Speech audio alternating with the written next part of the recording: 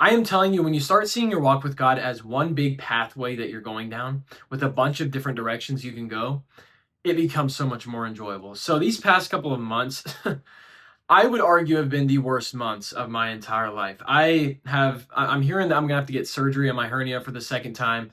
I'm getting surgery on my back after 8 years of pain, and this is all happening in November. I'm not sure with my back, and my financial situation, like my parents got divorced, so I'm living here when I wasn't really able to afford it, or I wasn't ready to afford it. I'm still trying to build up my business from the divorce because I got really sidetracked. Um, all of this stuff, and it's been so incredibly stressful because I'm so worried about losing all of this stuff. Like I'm in this situation with my apartment. I'm worried about losing it. I'm worried about losing my physique because the surgeries are coming up, and I've already had so many surgeries on other things that like I wasn't able to work out for a couple months. So I went downhill with my physique. I don't want that to happen again. Um, and something that's been helping me a lot with the stress is understanding that I am so worried about losing these things that like are side pieces, are little directions. When I should be focused on my main walk with God and I should be happy just with that. So imagine this. You're walking down this gigantic pathway with God. That's all you need. That's what I've been seeing it as, and that's what I've been understanding is all I need is him. And as you're down this path, there's little directions that you can go down that he can lead you down, and then you're still walking with him. And these little directions are the physique, the relationships, the wealth, all of this stuff. And it's great to go down those directions, but it doesn't matter if you do or not, because that matters is that you're walking with him in the first place and you still on that main direction to go towards. And I know that sounds like a crazy example. It's kind of, maybe it's hard. I'm not explaining it right, but the whole point of following him is to not worry about these little directions about, oh, I'm not married yet. Oh, I don't have the money yet. Oh, I don't have the physique yet. You should not be worried about that. You should be happy that you're on the path with God in general. So as soon as you start seeing your life as like, God is my pride and joy, I am on my walk with God, it becomes so much more enjoyable because you have your walk with him and nobody can take that away from you.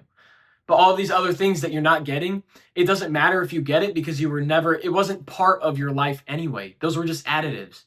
Every single thing that is added onto your life, whether it's the wealth, the relationships, the physique, all that stuff, those are add-ons. Those aren't the whole point of life. Like, I feel like we get so caught up in thinking that you need to have the physique, you need to have the wife, but that was never the point. The whole point is following God and loving him with all your heart, soul, and mind, and that's it. And then these little things of the relationships, of like what I've been talking about the entire time, those are additives and they're great to have. And you should work towards them, obviously, but that's not the point. So if you don't have it yet, you should not be stressing because you're on the walk with him and that's all that matters. So if your focus is on him all the time, you'll be happy no matter what. And it's such a hard thing to grasp because you're always seeing everybody else around you having all of this stuff, and like I feel like that's where it gets to a wrong it's the wrong point that everybody likes to direct having a physique, having money to this is what God wants for you, but they never mention how that's not what God wants. God wants you to have a personal relationship with him, to seek first the kingdom and all else will be added. So as you start to grow with him, this is what he wants, is your heart. And as you start to grow with him, then he'll start adding these things on as he knows you can handle them. And this is what I've noticed too, is like a lot of the times God will allow you to have things when he know you can't handle them to show you that you can't. Like with my business, I did super, super, super well the first couple of months. And then after that, it just started going downhill because honestly, I couldn't handle it. Like I acted like I could, but in all reality, I couldn't. And now I realize that now that I've been going downhill, that like God showed me what I could have and what he is going to bless me with, but he just knows I'm not ready for it yet. So now I've just been focusing on my walk with him. I haven't been focusing on, how much am I making? What should I do? I've been focusing on my walk with him. And now as I'm starting to grow with him, starting to get better and better. But that's the thing. It's never been about these side things. It's never been about these little pathways. It's always been on the main path with him. And these little things on the side, they're enjoyable. They're great. They're blessings from God. but that should not be your focus. And as soon as those things become your focus and not the main walk with God, that's when the stress starts to rise.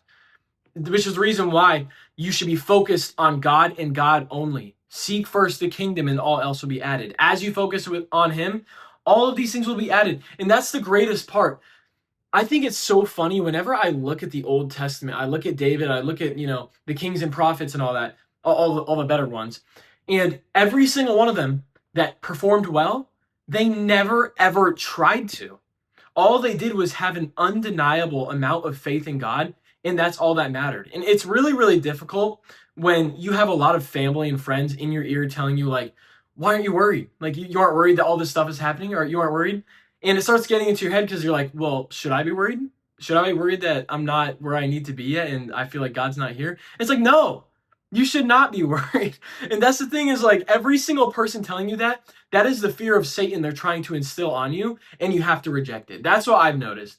Like, every single time you feel this sense of fear, or like, I need to do this, I need to do this, that's when you take your thoughts and submit them to God.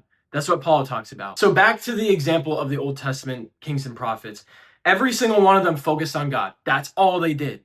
David, when he was in wars against Goliath, what did he say when he was against Goliath? He didn't say, oh, I need to grab this sword. He took off the armor that Saul gave him, ran up to the giant, and he told him that he was going to cut his head off. And he did only because of his faith in God. It wasn't because of the rock that he slung. It wasn't because he had the armor. It was because of his faith in God. And this is the reason why it's so important for you to just focus on the faith. Focus on your faith in God. And everything else will be added on from there. So instead of being so focused on, God, I need this pathway, God, I need this relationship, God, I need this physique, God, I need this, that, understand that those are side paths. Those are additives. The main thing that you need and all you need is him, and everything else will be added. Think about in the desert when Jesus was fasting for 40 days and 40 nights. Man shall not live by bread alone, but by every word that proceeds out of the mouth of God. The only true thing that you need is God. And when you truly understand that, like with all your heart, soul, and mind, your life starts to reflect that. You stop worrying about these little things. When things do happen that are bad, you just start to dismiss them. You're like, well, God's got me anyway. And this is the thing. The faith the size of a mustard seed can move mountains. If your faith is so, like I was saying earlier, so undeniable, there is no possible way things won't work out. So instead of worrying about, like, I don't have this, I don't have that, God, what if this is not going to happen? What if I need this, that? Focus on the main path. Every single time you do that, you're looking away. You're looking at the waves instead of Jesus when Peter was walking on water. Every single time you're like, I need to do this, I need to do that, you're looking away from Jesus. That is exactly the reason why you're so stressed. Focus on Jesus. That's the whole point of life, the whole point of peace, the whole point of getting rid of all of the stress you'll ever have is taking your eyes off of whatever is distracting you and putting it on Jesus no matter how bad it looks. That's the reason why Peter fell into the water when he walked out onto the water from the boat to Jesus, is because he took his eyes off of him. So instead of worrying so much about everything that you need to get done, make your main goal in life, your joy, your pride and joy, Jesus. And as you start to focus on him, everything else will be added. You'll get the physique. You'll get the wife eventually. You'll get everything will start to come down from his blessings. But all you need to do is focus on him. All he asked was for faith. And as soon as you give him the faith, then he can use that to build your life up.